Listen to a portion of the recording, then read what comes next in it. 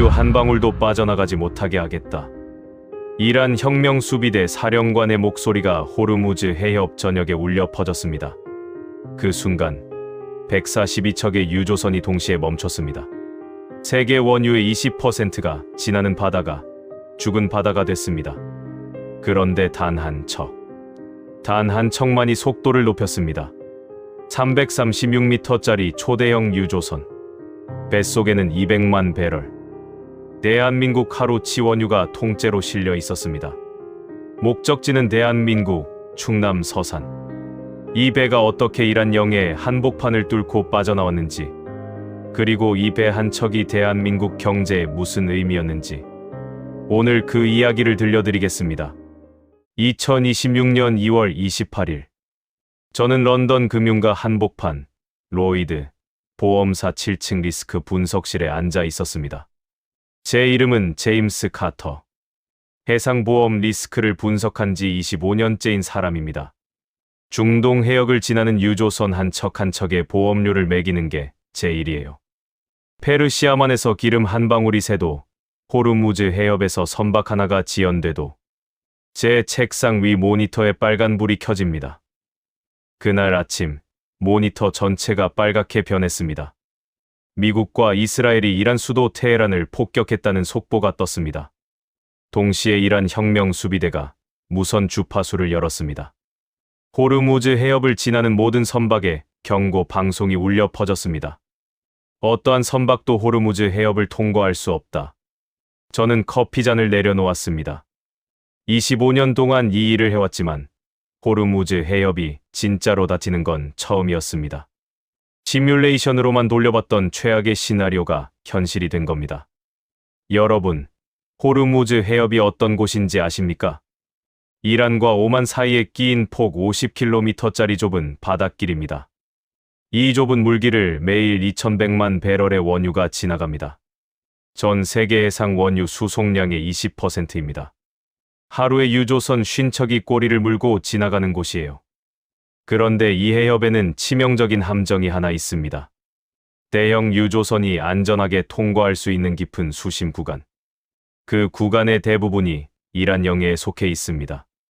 다시 말하면 이란이 안 된다고 하면 30만 톤짜리 초대형 유조선은 물리적으로 빠져나갈 길이 없다는 뜻입니다.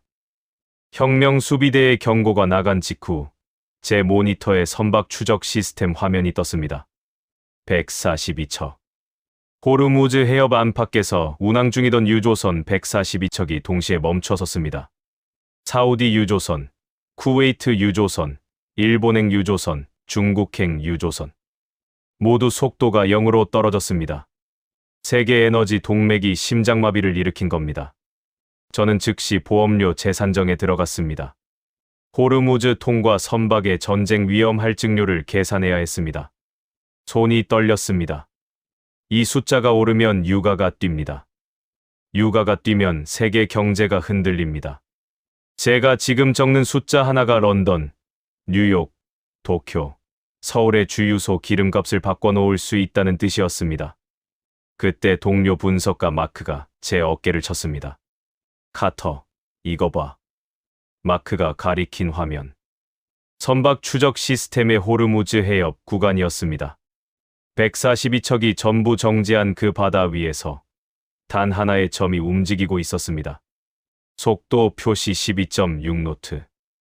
멈추기는커녕 오히려 속도를 높이고 있었습니다. 미친 거 아냐? 혁명 수비대가 불태우겠다고 했는데. 마크가 중얼거렸습니다. 저도 같은 생각이었습니다. 이란 혁명 수비대가 이 해협을 지나가려 하면 그 배를 불태우겠다고 공언한 지 불과 몇 시간 뒤였습니다. 저는 그 점을 클릭했습니다.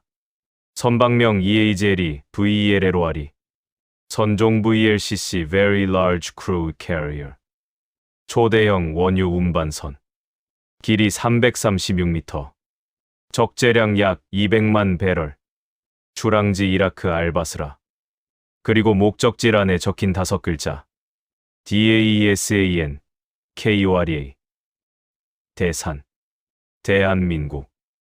저는 그 순간 의자에서 몸을 앞으로 숙였습니다. 한국이라고요? 200만 배럴이면 한국의 하루 원유 소비량에 육박하는 양입니다. 한국은 수입 원유의 70%를 중동에서 가져옵니다. 그 원유의 거의 전량이 이 호르무즈 해협을 통과해야 합니다. 이 해협이 막히면 한국은 석 달을 못 버팁니다. 그런 나라의 유조선이 142척이 멈춘 바다에서 홀로 속도를 높이고 있었습니다. 저 배 선장은 대체 무슨 생각을 하고 있는 거지? 저는 화면에서 눈을 뗄 수가 없었습니다. 이글벨로어호의 파란 점이 이란영의 경계선을 향해 한 발짝씩 다가가고 있었습니다. 수심이 얕아지는 구간이 시작되는 곳이었습니다. 그리고 여러분, 이 이야기의 진짜 시작은 바로 이 지점입니다. 이 배가 왜 그 순간에 그곳에 있었는지, 선원들이 왜 멈추지 않고 속도를 높이는 결단을 내렸는지, 그리고 이 배 한 척이 대한민국에 도착했을 때 세계가 왜 경악했는지, 그 이야기를 하기 전에 먼저 이 전쟁이 어떻게 시작됐는지부터 말씀드려야 합니다. 2026년 2월 28일 새벽, 미국 B-2 스텔스 폭격기 편대가 이란 수도 테헤란 상공에 나타났습니다. 동시에 이스라엘 공군의 F-35 전투기들이 이란 핵시설을 향해 정밀 타격을 가했습니다. 작전명, 장대한 분노. 미국과 이스라엘이 수개월간 준비한 대이란 합동 공습이었습니다. 이란의 최고 지도자 하메네이가 사망했다는 보도가 나왔습니다. 중동 전체가 불길에 휩싸이기 시작했습니다. 이란은 즉각 보복에 나섰습니다. UAE와 카타르의 주둔한 미군 기지에 탄도미사일을 쏟아부었고, 예멘의 후티 반군은 홍해 상선 공격 재개를 선언했습니다. 그리고 이란이 꺼내든 최후의 카드, 호르무즈 해협 봉쇄. 이란 혁명수비대 해군 사령관이 국영방송에 나와 말했습니다. 호르무즈 해협은 폐쇄됐다. 누군가 이곳을 지나가려 한다면 그 배들을 불태우겠다. 이 한마디가 세계 경제의 심장을 멈추게 했습니다. 여러분, 왜 이란이 하필 호르무즈를 막았는지 아십니까? 미국 폭격기에 맞서 미사일을 쏘는 게 아니라 왜 바닷길을 막은 걸까요? 답은 간단합니다. 호르무즈 해협은 이란이 쥐고 있는 유일한 핵폭탄급 협상 카드이기 때문입니다. 미국의 군 사력에는 절대 못 이깁니다. 하지만 이 폭 50km짜리 바닷길을 틀어막으면 전 세계 원유의 20%가 멈춥니다. 하루 2100만 배럴. 사우디, 이라크, 쿠웨이트, UAE의 원유가 전부 이 해협을 통과합니다. 이란은 이 카드를 30년 동안 아껴왔습니다. 1980년대 이란-이라크 전쟁 때도 완전 봉쇄까지는 안 갔습니다. 2019년 트럼프 일기 때 유조선 몇 척을 납포하긴 했지만 봉쇄는 아니었습니다. 그런데 이번엔 진짜 막아버린 겁니다. 봉쇄 선언이 나간 지한 시간 만에 세계 원유 시장이 뒤집어졌습니다. 브렌트유 가격이 배럴당 $100를 돌파했습니다. JP모건은 긴급 보고서를 내면서 $120에서 $130까지 갈 수 있다고 경고했습니다. 유라시아 그룹은 한술 더 떠서 배럴당 $100는 위험 시나리오가 아니라 기본 시나리오가 됐다고 발표했습니다. 봉쇄가 장기화되면 $140. 이건 세계 경제가 멈추는 숫자입니다. 반갑습니다. 전 세계에 울려 퍼지는 대한민국의 저력과 가슴 뜨거운 순간을 전해드리는 무한감동입니다. 오늘 이야기는 로이터, 블룸버그, 그리고 런던 로이드, 보험시장의 실시간 선박 추적 데이터까지 샅샅이 뒤져서 우리 국민의 자긍심을 높이기 위해 정성껏 재구성하고 각색한 소중한 사연입니다. 142척이 멈춘 바다에서 단 한 척만 움직였습니다. 그 배의 목적지가 대한민국이었다는 사실, 과연 운이었을까요? 아니면 준비된 자의 결단이었을까요? 자, 다시 런던의 제 사무실로 돌아가겠습니다.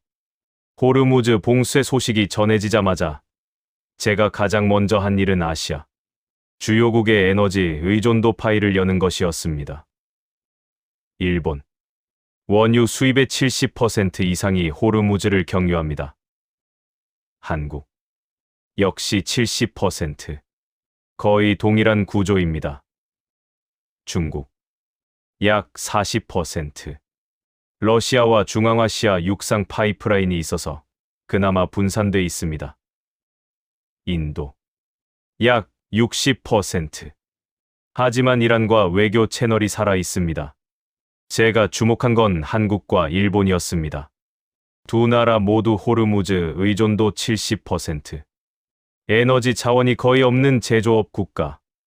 이 해협이 막히면 정유 공장이 멈추고 석유화학 단지가 멈추고 발전소가 멈춥니다. 석 달. 비축유가 버텨주는 시간이 석 달입니다. 그 안에 해협이 열리지 않으면 산업 전체가 마비됩니다. 그런데 저는 이 시점에서 한 가지를 놓치고 있었습니다. 한국과 일본이 똑같은 70%라는 숫자를 가지고 있지만 위기 앞에서 보여준 반응은 정반대였다는 사실을요. 봉쇄 소식이 전해진 직후 도쿄에서는 에너지청이 긴급 회의를 소집했습니다. 자위대의 호르무즈 해협 포위 작전 참여를 검토하기 시작했다는 보도가 나왔습니다. 하지만 검토만 했습니다.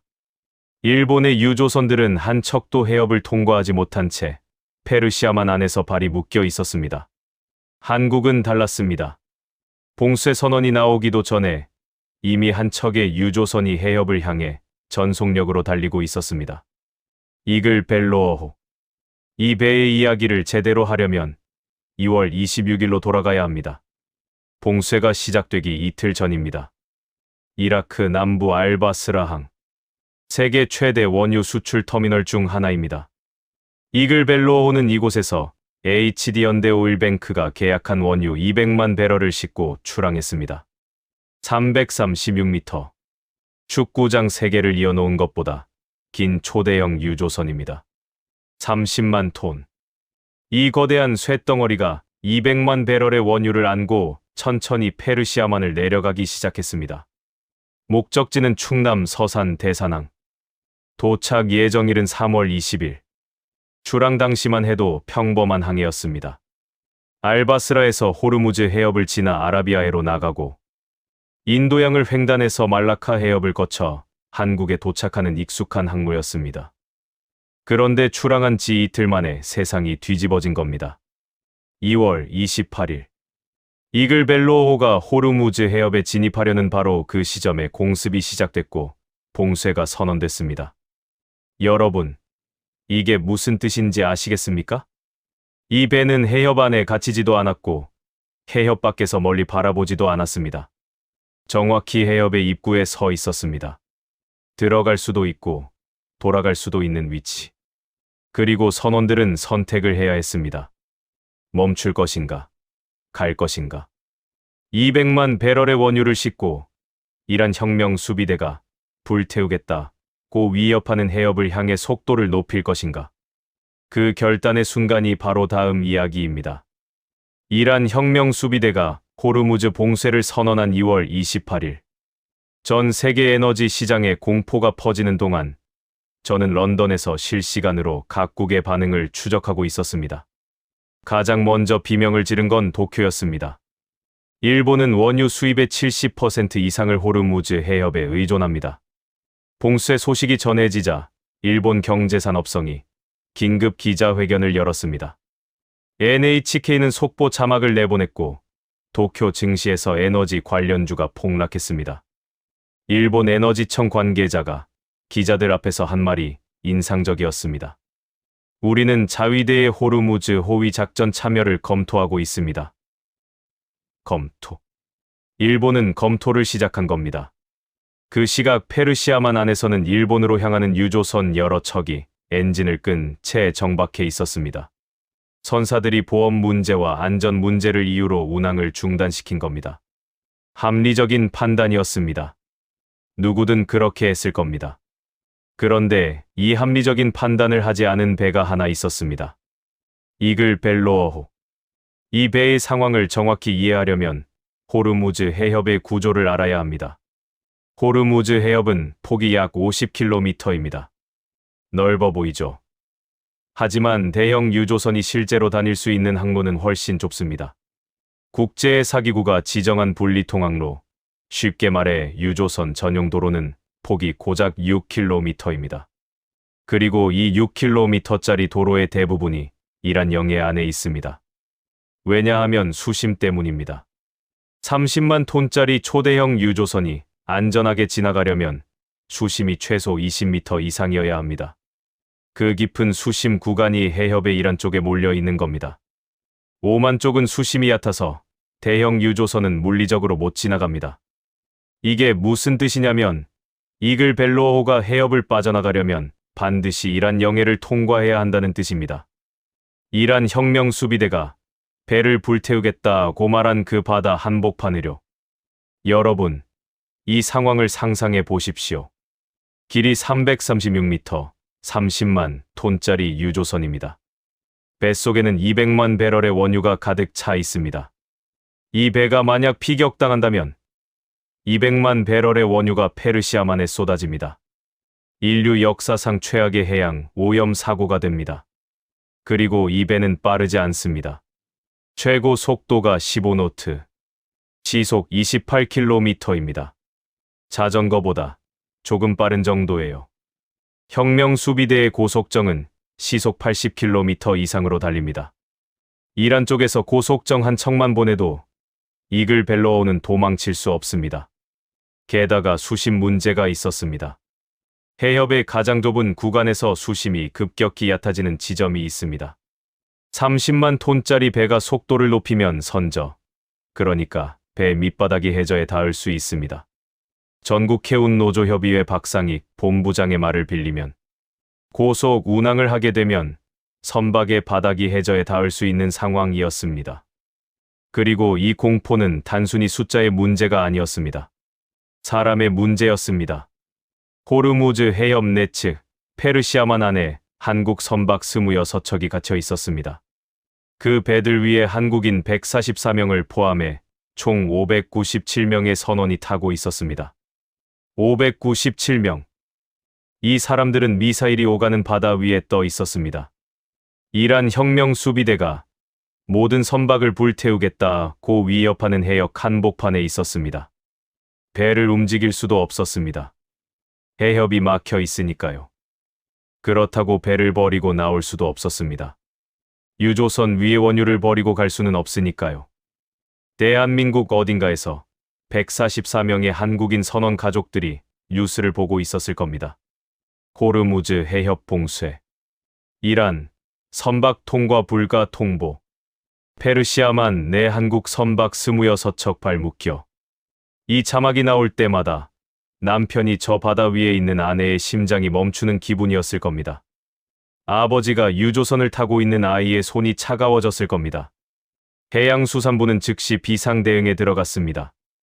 해협 내 한국 선박들의 위치를 실시간으로 추적하기 시작했고, 한국해운협회와 함께 선박들을 안전한 곳으로 이동시켜 계류하도록 조치했습니다. 추가 선박의 해협 진입도 전면 금지됐습니다. 하지만 조치를 취한다고 해서 공포가 사라지는 건 아니었습니다. 26척의 배와 597명의 선원은 여전히 그 안에 있었습니다.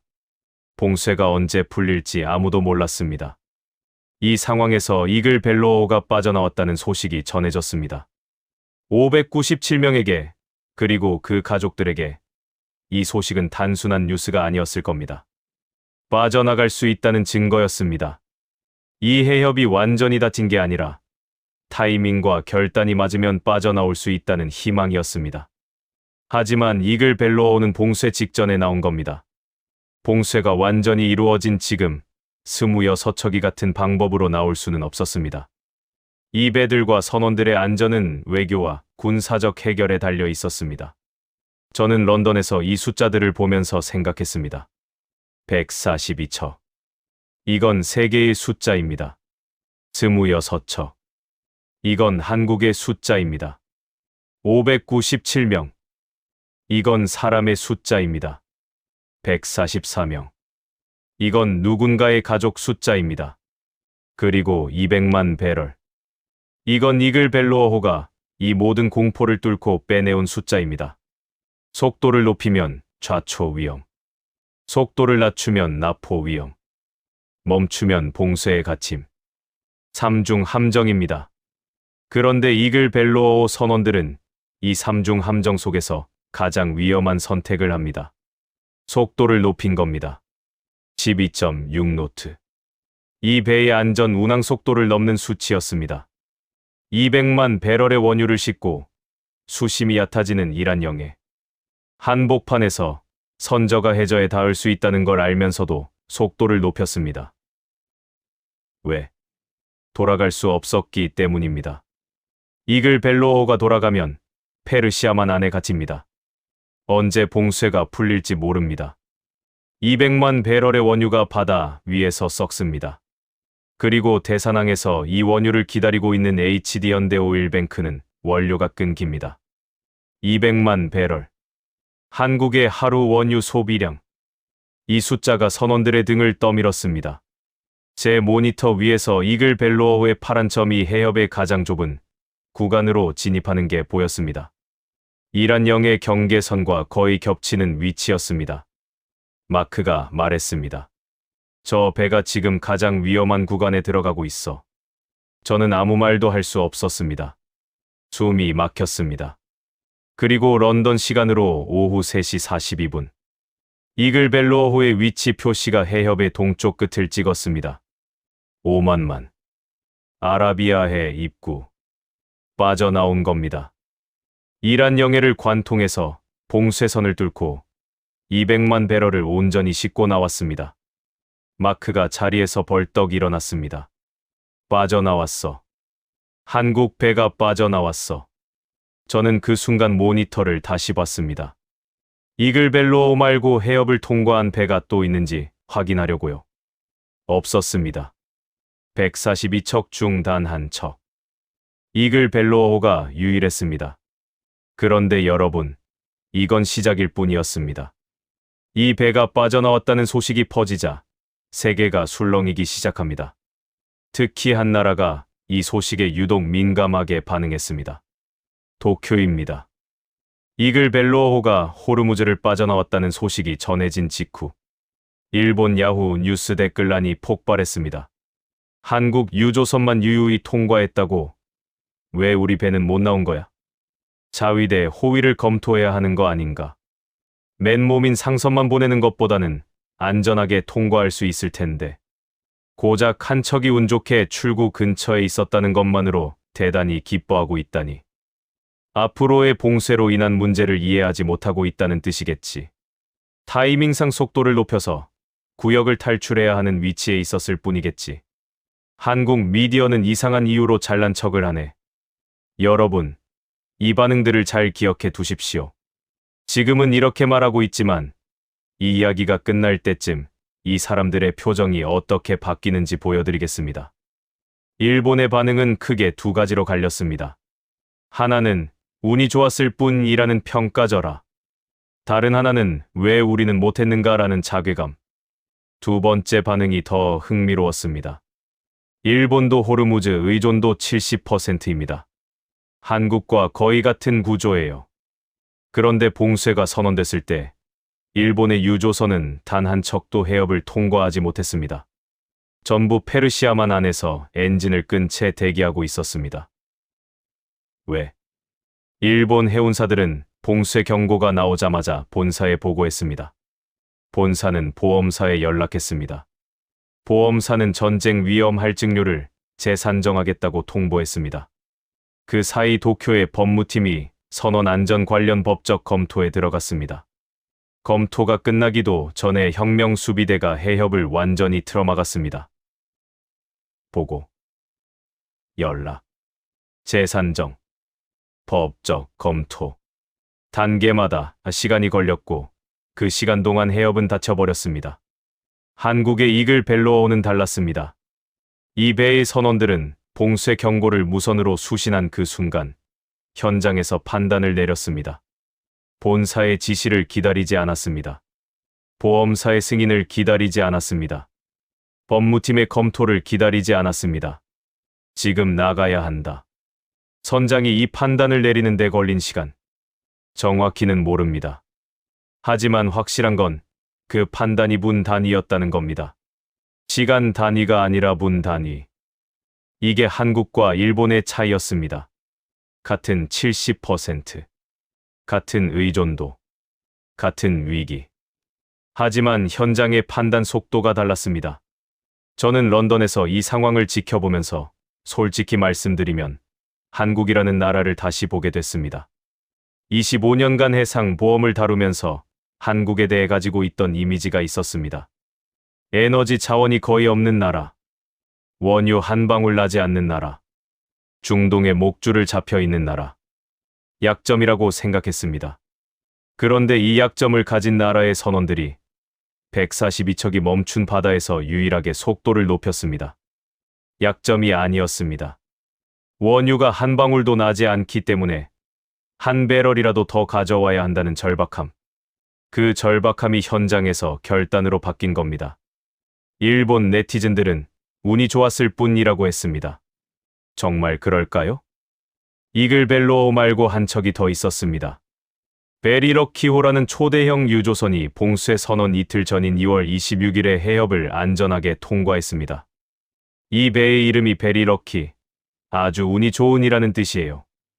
운이 좋았다고 할 수도 있겠죠. 하지만 이글벨로어는 다릅니다. 이 배는 봉쇄 경고가 울리는 한복판에서 속도를 높인 겁니다. 운이 아니라 의지입니다. 일본의 의사결정 구조를 좀 더 들여다보면 이 차이가 더 선명해집니다. 일본 최대 해운사 NYK 라인. 이 회사의 유조선 한 척이 페르시아만 안에서 대기하고 있었습니다. 선장은 봉쇄 경고를 수신한 직후 도쿄 본사에 보고했습니다. 본사의 위기관리위원회가 소집됐습니다. 위원회는 보험사에 전쟁 위험 할증료를 문의했습니다. 보험사는 현재 상황에서는 보험 적용이 불확실하다는 답변을 보냈습니다. 법무팀이 선원 안전 의무 위반 시 소송 리스크를 검토하기 시작했습니다. 보고에서 결론까지 걸린 시간 6시간. 6시간이면 충분히 해협을 빠져나올 수 있는 시간이었습니다. 하지만 그 6시간 동안 일본 유조선은 한 발짝도 움직이지 않았습니다. 이건 일본을 비난하는 게 아닙니다. 매뉴얼대로 한 겁니다. 위기 상황에서 본사에 보고하고 보험사에 확인하고 법무 검토를 받는 것. 전 세계 어느 해운사든 이렇게 합니다. 이게 정상입니다. 이글벨로어호가 비정상이었던 겁니다. 좋은 의미에서요. 이 배의 선원들에게는 6시간이 없었습니다. 봉쇄 경고가 무선으로 들어온 그 순간 해협은 닫히기 시작했습니다. 1시간 뒤면 혁명 수비대의 고속정이 해협을 순찰할 겁니다. 2시간 뒤면 어떤 배도 못 지나갈 겁니다. 선장에게 주어진 시간은 문 단위였습니다. 그 문 단위의 시간 안에서 선장은 본사에 보고하는 대신 엔진 출력을 높이는 결정을 내렸습니다. 이건 매뉴얼에 없는 판단이었습니다. 하지만 결과적으로 142척 중 유일하게 살아나왔습니다. 일본 야후 뉴스에는 이런 댓글도 있었습니다. 유유히 통과하다가 공격받아서 중유가 해면에 유출되면 어쩔지는 생각 안 하는 건가? 은근슬쩍 자기 나라만 과시하는 K보도도 이 정도면 참 대단해. 이란이 유조선을 노려 파괴하고 있는 건 말도 안 되는 일이야. 이대로 가면 원유 부족으로 각국이 큰일을 겪겠지. 미군 호위로 통과 가능하다면 일본 유조선도 항행 가능할 텐데. 상황에 따라서는 해상자위대 호위도 검토해야 하는 거 아닐까? 주목할 점이 있습니다. 일본 댓글의 상당수가 자위대 호위를 이야기하고 있었다는 겁니다. 군함이 앞에서 길을 열어줘야 유조선이 지나갈 수 있다고 생각하는 거예요. 한국의 이글벨로어호는 군함 호위 없이 나왔습니다. 상선 한 척이 선원들의 판단만으로 나왔습니다. 이 차이를 일본은 운이라고 불렀습니다. 하지만 25년간 해상 보험을 다뤄온 제 눈에 이건 운이 아니었습니다. 이건 한국이라는 나라의 DNA에 새겨진 무언가였습니다. 자원이 없는 나라에서 살아남기 위해 체득한 속도감. 기다리면 늦는다는 걸 본능적으로 아는 민족의 반사신경. 그 반사신경이 호르무즈 해협에서 작동한 겁니다. 그리고 이 의지의 무게를 가장 정확하게 보여주는 숫자가 하나 있습니다. 200만 배럴. 이 200만 배럴이 한국에 도착하면 무슨 일이 벌어지는지, 그리고 도착하지 못했다면 무슨 일이 벌어졌을지. 그 이야기를 해야 할 때가 됐습니다. 충남 서산 대산석 유화학단지 이글벨로어호가 향하고 있는 그곳에서 한국 산업의 심장이 뛰고 있었습니다. 충남 서산시 대산읍 서울에서 차로 2시간 반 서해안 끝자락에 자리 잡은 이 작은 항구 도시에 대한민국 에너지 산업의 심장부가 있습니다. 대산석 유화학단지 HD현대오일뱅크, 롯데케미칼, LG화학, 한화솔루션 국내 굴지의 석유화학 기업들이 이곳에 정유 공장과 화학 플랜트를 운영하고 있습니다. 이 단지 하나가 국내 석유화학 제품 생산량의 상당 부분을 책임지고 있습니다. 여러분이 오늘 차에 넣은 휘발유, 비행기를 띄우는 항공유, 플라스틱 원료인 나프타, 겨울철 난방에 쓰이는 경유, 이 모든 게 원유에서 나옵니다. 그리고 그 원유가 바로 이 대산항으로 들어옵니다. 이글벨로어호가 싣고 오는 200만 배럴. 이게 대산단지에 도착하면 정유 공장의 상압증 유탑에 투입됩니다. 섭씨 350도 이상의 고온에서 원유가 끓으면서 휘발유, 경유, 등유, 나프타, 아스팔트로 분리됩니다. 이 과정이 멈추면 어떻게 될까요? 주유소의 기름이 없어집니다. 석유화학 공장이 원료 부족으로 가동을 멈춥니다. 가동이 멈추면 플라스틱, 합성 섬유, 합성 고무의 생산이 끊깁니다. 자동차 부품이 안 만들어집니다. 반도체 공정에 쓰이는 특수 화학물질도 안 나옵니다. 대산 하나가 멈추면 한국 제조업의 혈관이 막히는 겁니다. 호르무즈 봉쇄 소식이 전해진 3월 1일, 대산단지에도 비상이 걸렸습니다. HD현대오일뱅크는 즉시 원유 재고를 점검했습니다. 현재 보유 중인 원유로 공장을 돌릴 수 있는 시간을 계산했습니다. 정확한 숫자는 공개되지 않았지만 업계에서는 정유사들의 자체 재고가 통상 2주에서 한 달치라고 봅니다. 한 달. 호르무즈가 한 달 넘게 막혀 있으면 대산단지의 정유 공장이 원유 부족으로 가동률을 낮춰야 합니다. 그런데 여러분, 한국 정부가 가만히 있었을까요? 아닙니다. 한국은 국가 비축유를 가지고 있습니다. 석유공사가 관리하는 전략 비축유와 민간 의무 비축유를 합치면 약 7개월치입니다. 미국, 일본과 함께 세계에서 가장 많은 전략 비축유를 보유한 나라 중 하나입니다. 7개월. 이 숫자를 기억해 두십시오. 호르무즈가 막혀도 한국은 7개월을 버틸 수 있습니다. 물론 7개월이면 충분하다는 뜻이 아닙니다. 비축유는 최후의 보루입니다. 꺼내 쓰기 시작하면 다시 채우는데 몇 년이 걸립니다. 하지만 당장 공장이 멈추지는 않는다는 뜻입니다. 패닉에 빠질 필요는 없다는 뜻입니다. 그리고 한국 정부의 대응은 비축유에서 멈추지 않았습니다. 3월 8일, 이재명 대통령이 직접 지시를 내렸습니다. 호르무즈를 경유하지 않는 대체 공급선을 신속히 발굴하라. 이 한마디에 산업통상자원부, 해양수산부, 외교부가 동시에 움직이기 시작했습니다. 대체 루트. 호르무즈를 안 거치고 한국의 원유를 가져올 수 있는 길이 있을까요? 있습니다. 첫 번째, UAE 푸자이라항 루트. 아부다비 유전에서 호르무즈 해협을 우회하는 370km짜리 육상 송유관이 오만만 쪽의 푸자이라항으로 연결돼 있습니다. 해협을 안 지나고도 원유를 선적할 수 있는 겁니다. 하지만 용량이 하루 150만 배럴, 전체 물동량의 7분의 1에 불과합니다. 두 번째, 사우디 홍해 루트. 사우디 동부 유전에서 서부 홍해, 연안의 얀부항까지 1200km짜리 동서 송유관이 있습니다. 이 루트로 하루 200만 배럴을 보낼 수 있습니다. 실제로 봉쇄 이후 사우디가 홍해 출하량을 역대 최고 수준으로 끌어올리고 있다는 보도가 나왔습니다. 세 번째, 오만 살랄라항 환적 루트. 오만 남부 살랄라항을 경유해서 인도양으로 바로 나가는 방법입니다. HMM 등 국내 해운사들이 이 대안을 검토하기 시작했습니다. 각 루트의 현실적인 한계도 말씀드려야 합니다. UAE 푸자이라항 루트. 하루 150만 배럴을 보낼 수 있다고 했죠. 하지만 이건 평상시 기준입니다.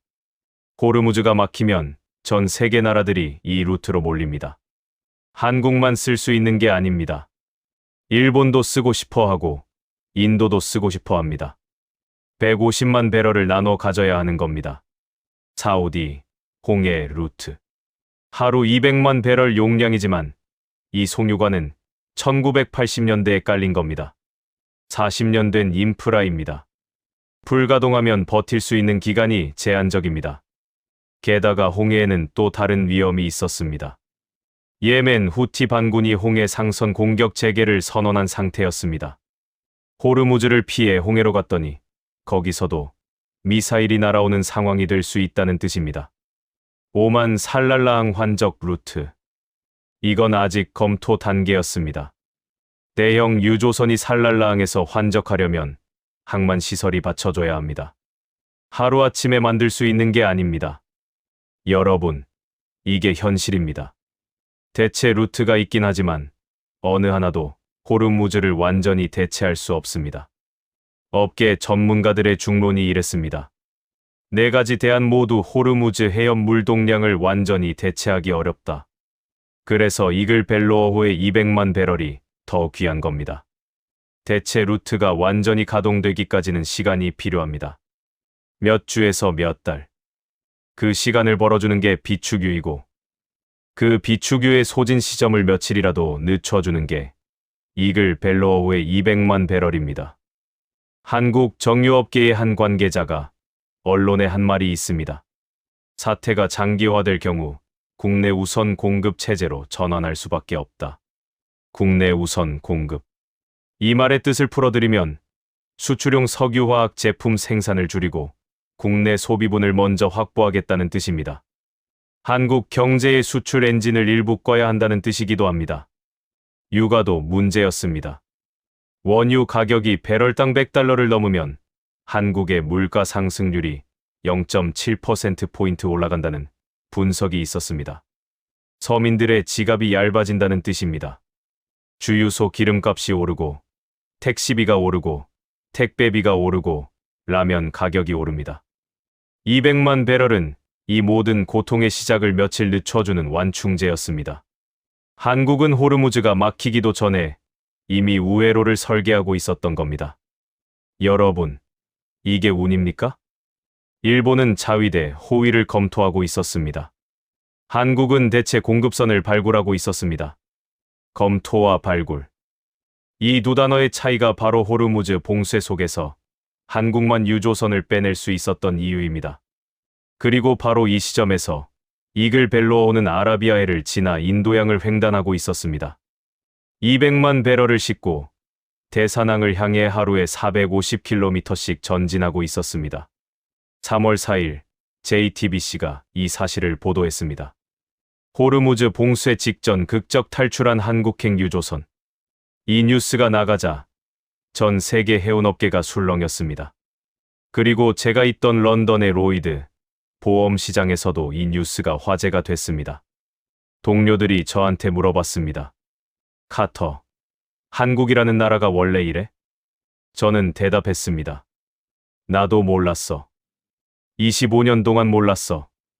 그런데 여러분, 진짜 놀라운 건 따로 있었습니다.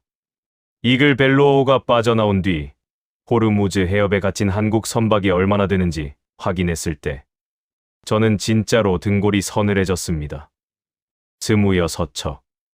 페르시아만 안에 한국 선박 26척이 갇혀 있었습니다. 그 배들에는 한국인 144명을 포함해 총 597명의 선원이 타고 있었습니다. 이글 벨로어 한 척은 빠져나왔지만 26척과 597명은 아직 그 안에 있었습니다. 이 사람들은 어떻게 되는 걸까요? 그 답이 나오기까지 세계는 숨을 죽이고 기다려야 했습니다. 2026년 3월 16일.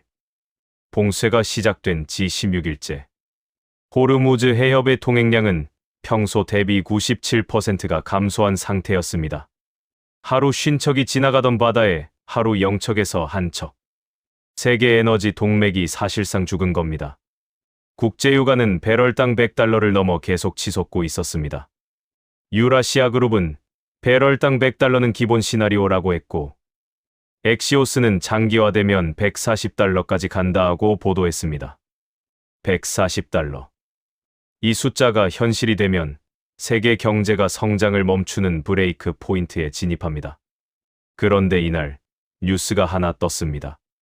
이란이 일부 선박의 호르무즈 통과를 허용하기 시작했다는 겁니다. 인도행 유조선이 먼저였습니다. 인도 외무장관이 이란 외무장관과 직접 통화한 뒤 인도로 향하는 유조선의 통과가 허가됐습니다. 중국 유조선도 통과했습니다. 파키스탄 유조선도요. 하지만 여기서 주목해야 할 점이 있습니다. 이란이 통과를 허용한 나라들의 목록을 보십시오. 인도, 중국, 파키스탄. 전부 미국의 이란 공습에 참여하지 않은 나라들입니다. 이란 입장에서 적이 아닌 나라들이에요. 한국은요? 한국은 미국의 동맹입니다. 주한미군이 있는 나라입니다. 이란 입장에서 한국은 미국 편에 서 있는 나라로 보일 수밖에 없습니다. 게다가 과거에 앙금도 있었습니다. 트럼프 일기 때 한국이 이란산 원유 수입을 중단했고, 이란 중앙은행에 묶여있던 한국 내 이란 자금 70억 달러 문제가 오랫동안 양국 사이의 가시였습니다. 이란이 인도와 중국 유조선은 통과시켜주면서 한국 유조선은 통과시켜줄까요? 불확실했습니다.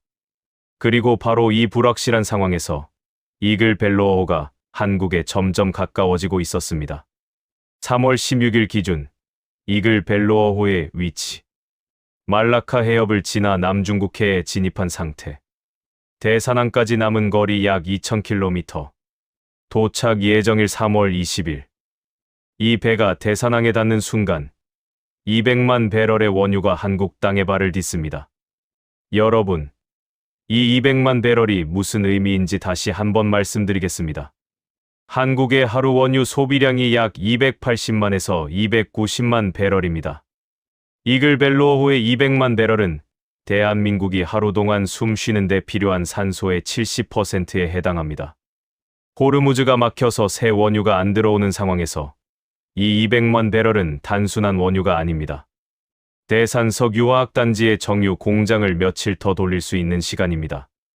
비바류와 경유를 며칠 더 생산할 수 있는 시간입니다. 한국 경제가 숨을 쉴 수 있는 시간입니다. 그리고 3월 20일이 왔습니다. 서산 대사낭. 새벽부터 항만 관계자들이 부두에 나와 있었습니다. 수평선 너머로 점 하나가 보이기 시작했습니다. 점이 커졌습니다. 336m. 축구장 3개를 이어놓은 것보다 긴 선체가 서서히 모습을 드러냈습니다. 이라크 알바스라에서 출발한 지 20일. 호르무즈 해협의 이란 영해를 관통한 지 20일.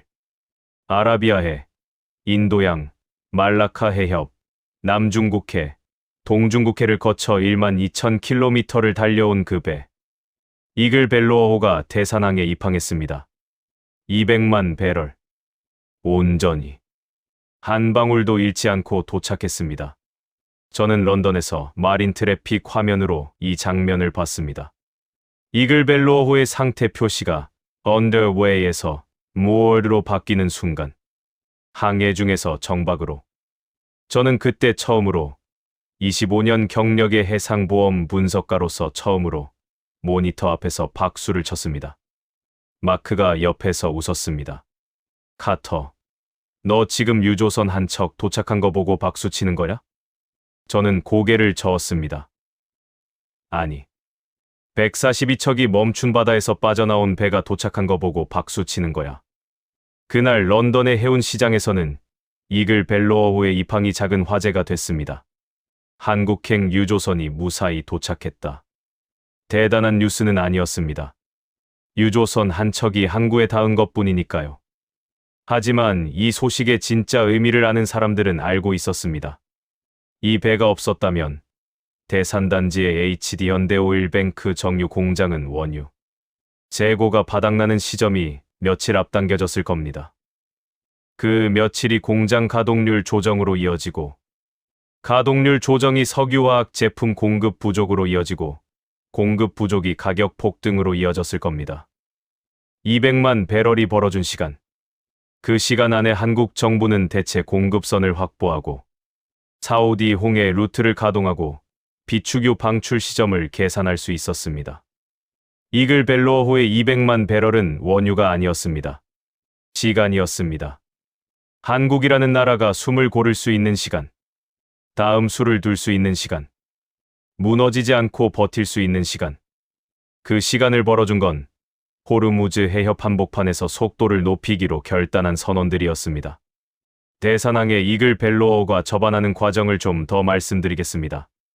336m짜리 초대형 유조선이 항구에 들어오는 건 간단한 일이 아닙니다. 예인선 여러 척이 달라붙어서 밀고 당기면서 서서히 부두에 밀착시킵니다. 이 과정만 2~3시간이 걸립니다. 축구장 3개를 이어놓은 크기의 쇳덩어리를 밀리미터 단위로 조정하면서 부두에 붙이는 작업입니다. 접안이 완료되면 하역 작업이 시작됩니다. 유조선의 원유 탱크에서 해저 파이프라인으로 원유를 빼내는 겁니다. 200만 배럴. 이걸 전부 빼내는데 약 이틀이 걸립니다. 파이프라인을 타고 원유가 이동하면 HD 현대오일뱅크의 정유 공장 저장 탱크로 들어갑니다. 거대한 원통형 탱크에 원유가 차오릅니다. 그리고 상압 증류탑에 투입됩니다. 섭씨 350도. 이 온도에서 원유가 끓기 시작합니다. 가장 가벼운 성분이 먼저 증발합니다. LPG. 그 다음 나프타. 그 다음 휘발유. 등유. 경유. 중유. 아스팔트. 온도에 따라 층층이 분리됩니다. 이 과정이 돌아가기 시작한 순간 대산단지의 심장이 다시 뛰기 시작한 겁니다.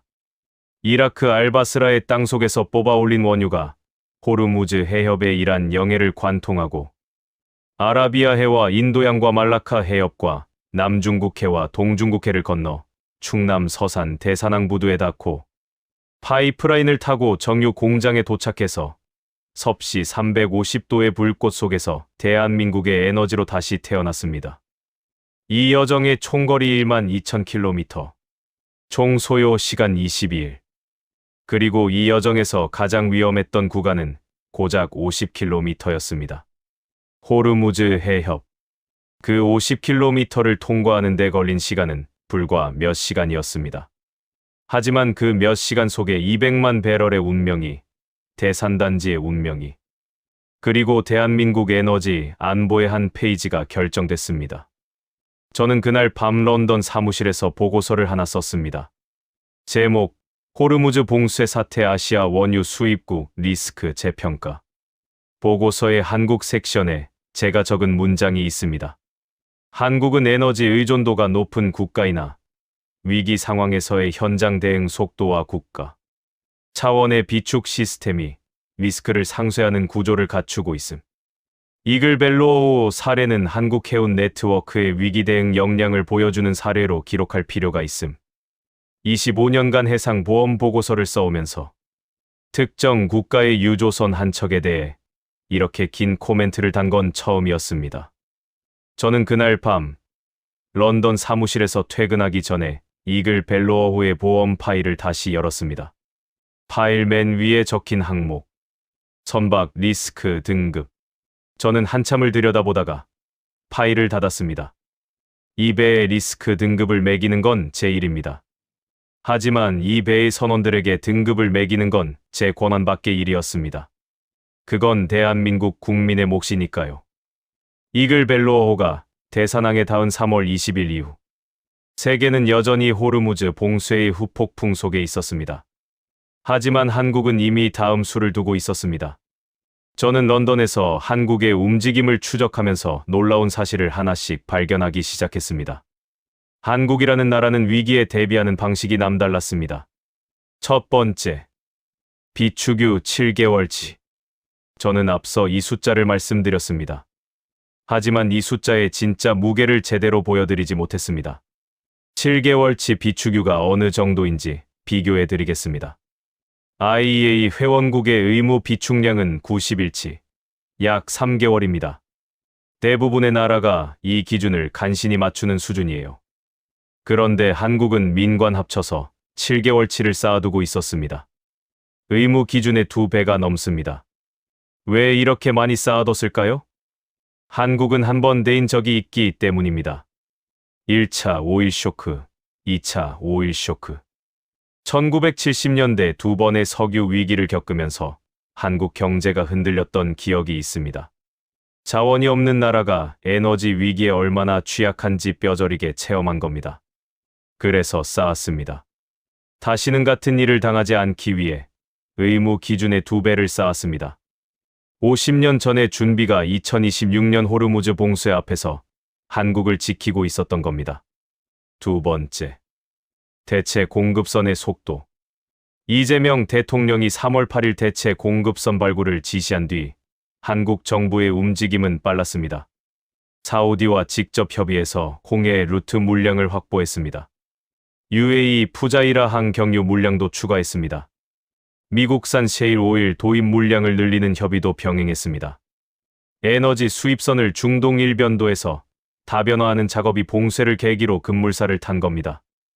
여러분, 이걸 한국만 할 수 있었던 건 아닙니다. 일본도 할 수 있었고 유럽도 할 수 있었습니다. 하지만 속도가 달랐습니다. 한국은 봉쇄 8일 만에 대통령 지시가 나왔고 그 직후부터 외교부와 산업부가 동시에 중동과 미국을 오갔습니다.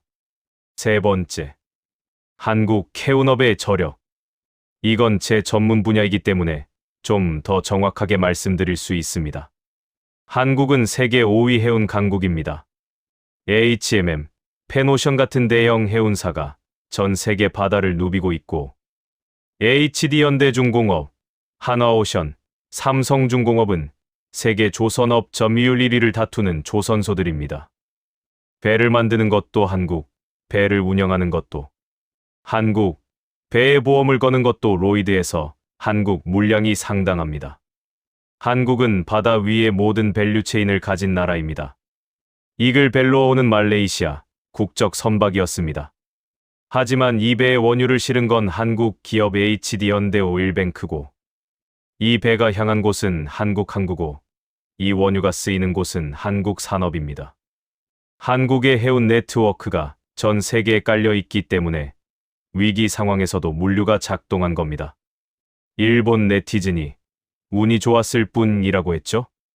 비축유 7개월치는 운이 아닙니다. 50년간 쌓아온 결과입니다. 대체 공급선 확보 속도는 운이 아닙니다.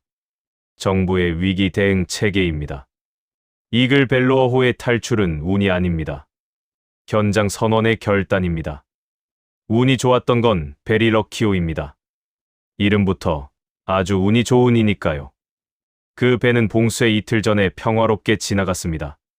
하지만 이글 벨로어호는 봉쇄 경고가 울리는 한복판에서 배를 불태우겠다는 위협을 들으면서 200만 배럴을 싣고 속도를 높였습니다. 이건 운이 아닙니다. 이건 각오입니다. 자원이 없는 나라에서 태어나 자원을 실어 나르는 일을 하는 사람들의 각오. 한 배럴이라도 더 가져가야 우리나라가 돌아간다는 걸 아는 사람들의 각오. 멈추면 끝이라는 걸 몸으로 아는 사람들의 각오. 저는 25년간 전 세계 해운사의 리스크를 분석해왔습니다. 수천 척의 유조선 데이터를 다뤘습니다. 하지만 이런 결단을 본 적은 없었습니다. 그리고 이 사건 이후 런던의 해운보험 시장에서 한국에 대한 평가가 조용히 바뀌기 시작했습니다. 한국은 에너지 취약국이다라는 기존 평가에 한 줄이 추가됐습니다. 하지만 위기 앞에서 멈추지 않는 나라다. 이 한 줄의 변화가 앞으로 한국 해운사들의 보험료 산정에 영향을 줄 겁니다. 신뢰도가 올라가면 보험료가 내려갑니다. 보험료가 내려가면 운송비가 줄어듭니다. 운송비가 줄면 한국 기업의 원가 경쟁력이 올라갑니다. 이글 벨로어호 선원들의 결단이 만들어낸 나비효과. 200만 배럴의 원유를 넘어서 대한민국이라는 나라의 신용을 세계에 증명한 겁니다.